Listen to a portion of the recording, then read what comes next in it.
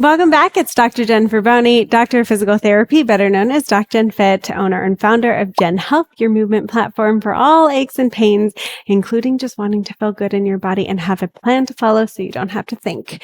Now, today we are really focusing on sciatica, especially during pregnancy. This is a big one that comes up. So I want to give you 5 things that you can always come back to and try to help reduce some of those symptoms. Now, first one, I'm going to do standing against a wall, and I'm actually going to use the Alpha Ball from Tune-Up Fitness. Now, I love all Tune-Up Fitness products, and I'm going to have a link so that you can go check out all their products.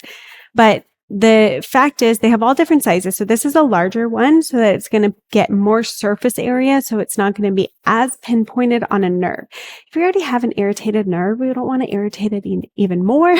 So using like a larger surface like this ball and gently guiding into it, and the grip and the give of this ball is so great for the body. So you're just going to take a ball like this, hopefully the Alpha Ball, and you will come onto a wall wherever you're feeling the symptoms and just start to relax tension into that glute. So I'm going to roll back and forth. It's not about going as hard as possible. It's like finding those areas that you're like, oh, I feel that. Okay, I'm going to breathe into that. So maybe you're holding, maybe you're just pulsating kind of into that area. Okay, so there's no like, you have to do, it has to look like this.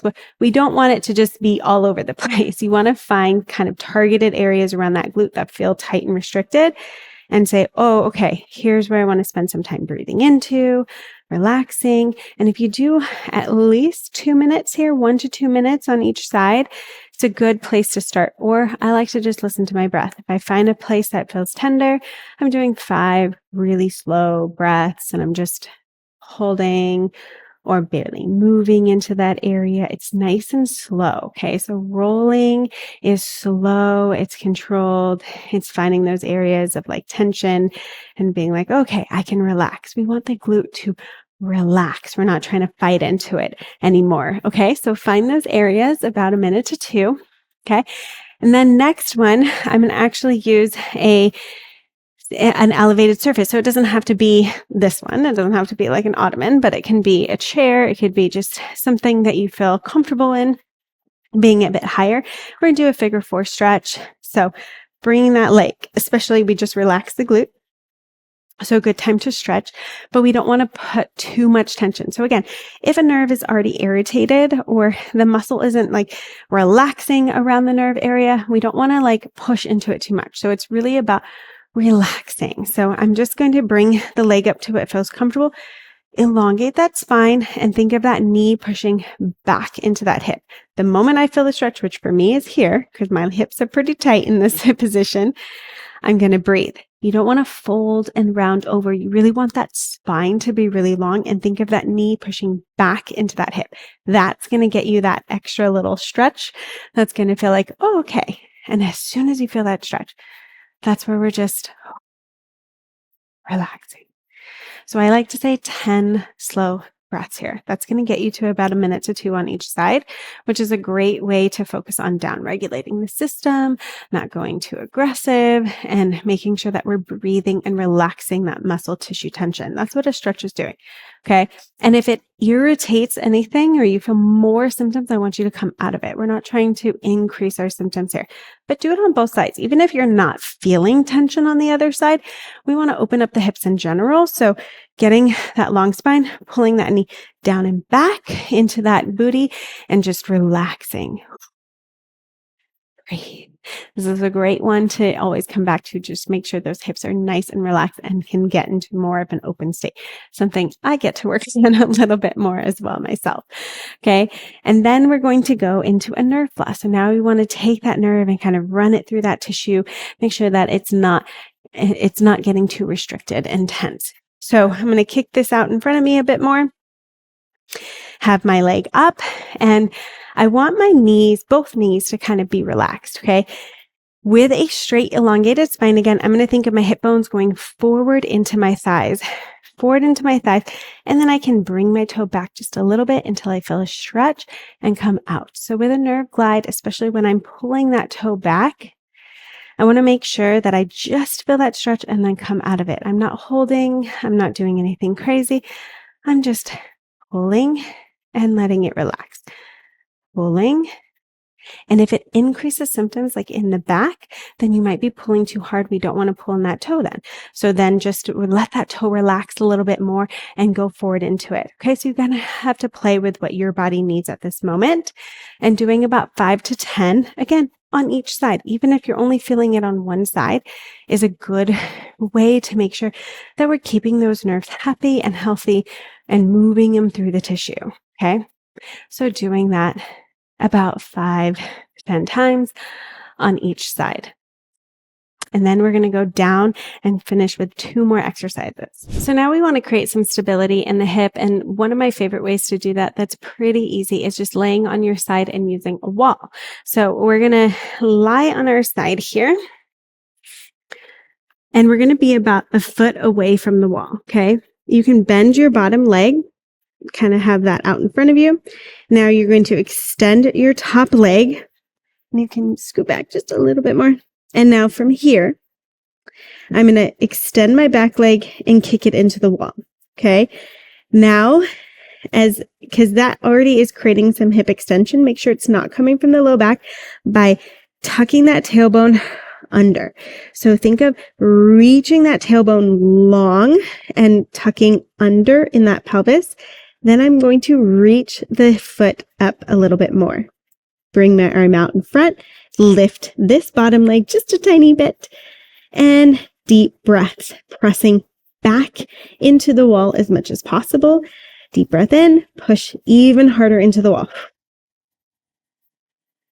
5 to 10 breaths. I'm already shaking like in my glute area because I am pressing so hard. I'm tucking my tailbone under. I'm using my core. I'm reaching long and everything is extending. And oh my goodness, am I getting a lot of glute action. So this is a great way to just start to build that coordination, that muscle, that mind muscle coordination and that stability at the pelvis. So again, it's back, it's tucked under. Lift it up as you reach it long and then hold. Okay. And you can do this about 2 times on each side. Again, 5 to 10 breaths, really finding that stability in that pelvis. Well, I'll show you on the other side just to talk you through it again. We're about a foot away from the wall. Whoops. Bottom foot out in front of you. Okay. Now reach that foot long to start. Kick it back. Reach it up the wall, but tuck that tailbone under. So tuck and kind of bring those abs up as you reach up the wall. Reach that top arm out at a diagonal and breathe. Put every breath out. Think of pushing that heel back into the wall even more.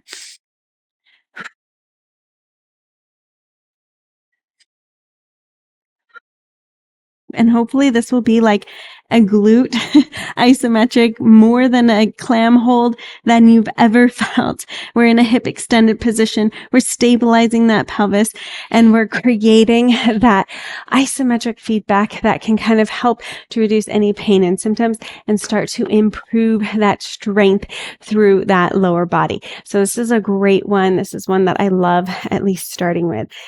And then we're going to wrap and end with a little lumbar cat-cow. So again, a lot of sciatica symptoms originate from that low back. So getting that low back moving. So I'm going to push into my fingertips, push my shoulder blades away and hold that. My upper back is not going to move. Now I'm going to try to just move from that low back. So pelvis tip forward, pelvis tip back, as much as feels comfortable for you. So this might mean it's just a little bit and it's just a little bit.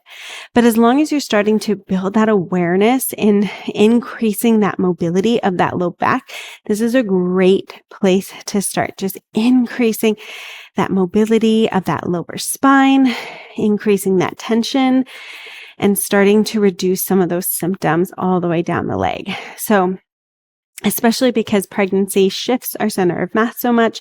We start to lose kind of that balance of our pelvis and our low back. So getting into pelvic tilts is a great way to rebalance and find that kind of stability within that lower core and that lower body. And because sciatica, again, is so tied with the low back, we actually have a full low back guide that you can grab completely for free. It's going to go over other exercises, other things that I really recommend. And again, it's completely free. It's going to take you through a 5-day course to kind of understand what's happening in the low back, why we might feel pain in the low back, what we can do to start addressing that. And this can be utilized during pregnancy or any other time that you might experience low back pain in your life or sciatica type radiating symptoms down the leg. So I'd highly recommend snagging that guide. I'm going to have it linked up above, below, everywhere. And of course, if you find this helpful, come back to these exercises more often so that you can come and remember and remind your body how to find that openness, that stability, that reduction in tension, and hopefully help to reduce those symptoms. Don't forget, if you love what you're learning, I have so much more in stock for you. So hit that subscribe button, check out the other videos I've done in the past, and leave any comments of any suggestions that you have for videos in the future. And I can't wait to help you feel incredible and amazing within your body.